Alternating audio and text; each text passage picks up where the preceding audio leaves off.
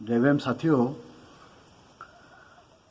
आज मैं भारत के तमाम जो 50 करोड़ वर्कर्स हैं, जो लेबर्स हैं, और उनमें से जो 30 करोड़ जो शेत मजदूर कामगार है, असंगठित कामगार है, उनको जगाने के लिए आज मैं आपके सामने प्रस्तुत हुआ। आज पूरे भारत में जो मजदूर भाई है वो पैदल पैदल जा रहे हैं, अपनी बीवी बच्चों को लेके हजारों किलोमीटर पैदल चल रहे हैं। रास्ते में उनकी मौत हो रही है। जो कोरोना के वजह से लोग कम मर रहे हैं, लेकिन लोग भूख के वजह से मर रहे हैं और ये कोई शासन, ये सरकार उनकी तरफ ध्यान नहीं दे रही है।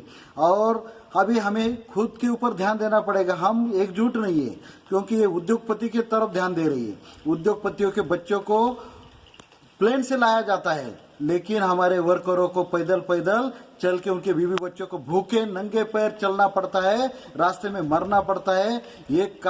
ये सरकार इसकी तरफ ध्यान नहीं दे रही है और इसीलिए हमें सरकार को भी इनको सरकार के खिलाफ हमें आवाज उठाने के लिए, आप सबको जगाने के लिए मैं आपके सामने प्रस्तुत हुआ हूँ।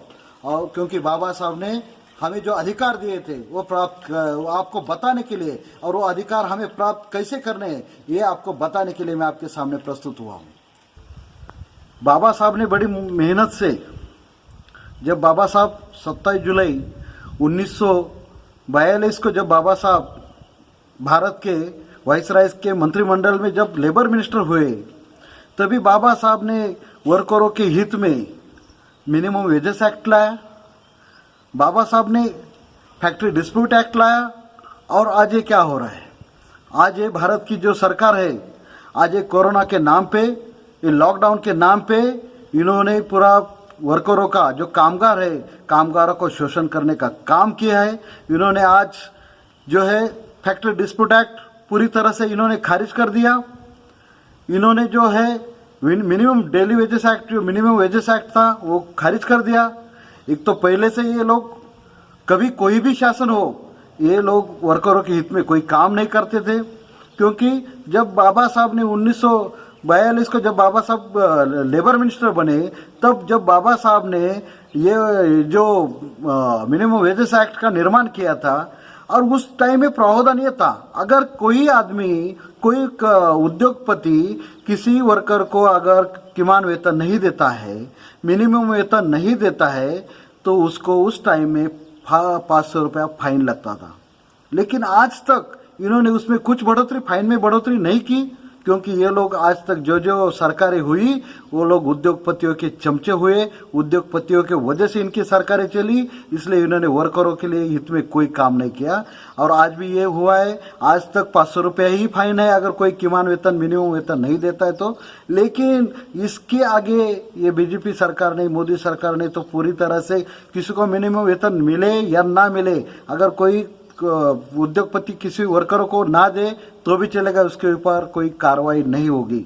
अगर कोई आज वर्कर काम करते करते मर भी जाता है, उसको कुछ एक्सीडेंट होता है, तो उसकी जिम्मेदारी किसी फैक्ट्री की नहीं है, क्योंकि इन्होंने इंस्पेक्टर राज पूरी तरह से खत्म कर दिया है। उस फैक्ट्री का इंस्पेक्शन नहीं होगा, उस फैक्ट्री का जो कुछ है उनके उसमें जो सेफ्टी के कुछ है, सेफ्टी का इंस्पेक्शन नहीं होगा।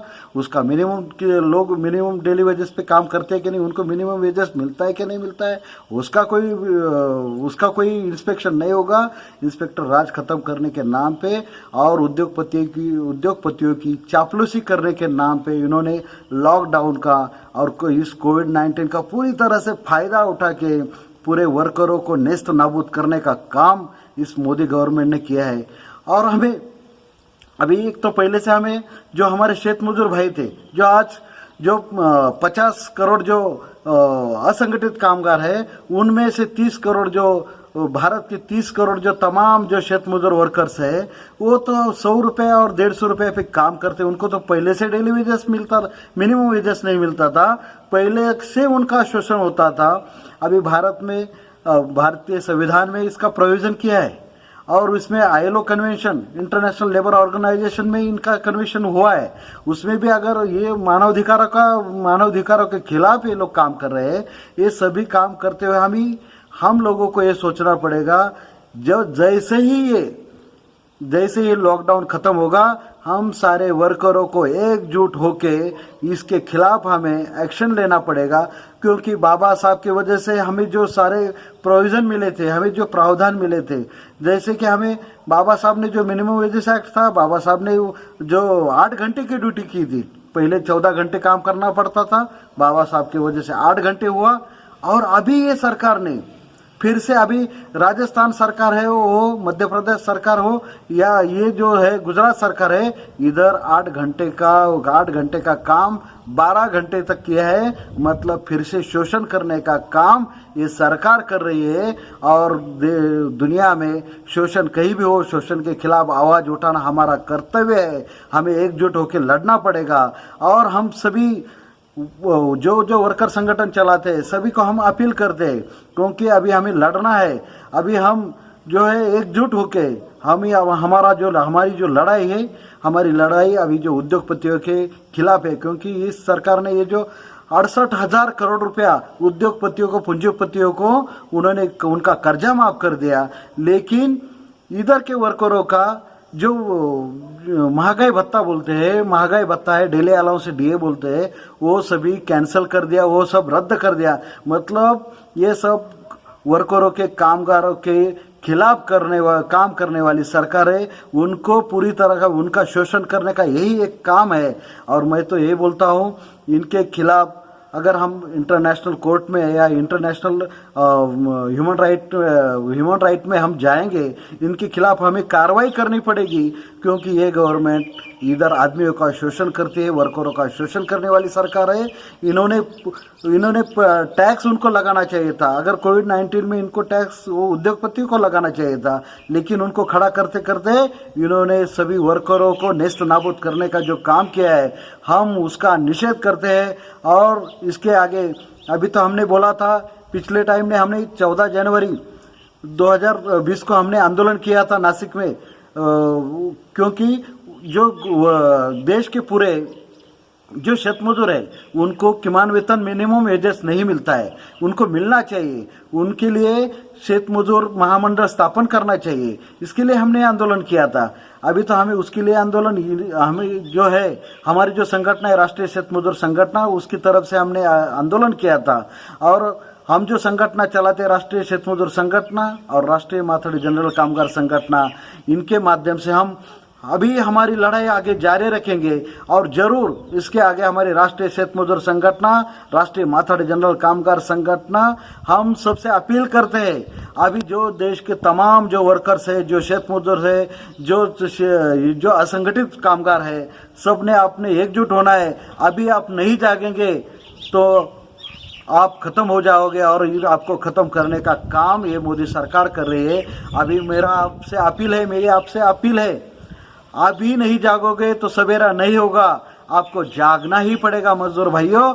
और ये मेरे आपसे गुजारिश है, आप जागोगे और पूरा देश जागेगा। पूरा देश ये हम दिखा देंगे, वर्करों की ताकत, मजदूरों की ताकत हम दिखा देंगे, क्योंकि हम इस देश में आधे से ज्यादा वर्कर्स हम हैं। इस देश को चलाने की ताकत हमारे अगर है, तो इस देश को बंद करने की ताकत भी हम रखते हैं। और हम ये दिखा देंगे, हमारे खिलाफ अगर ये कोई सरकार कोई कार्रवाई कर रही है, साजिश कर रही है, इस कार्रवाई का, साजिश का हम पुरजोर विरोध करेंगे। और इसके लिए हमें जैसे ही अभी एक साथ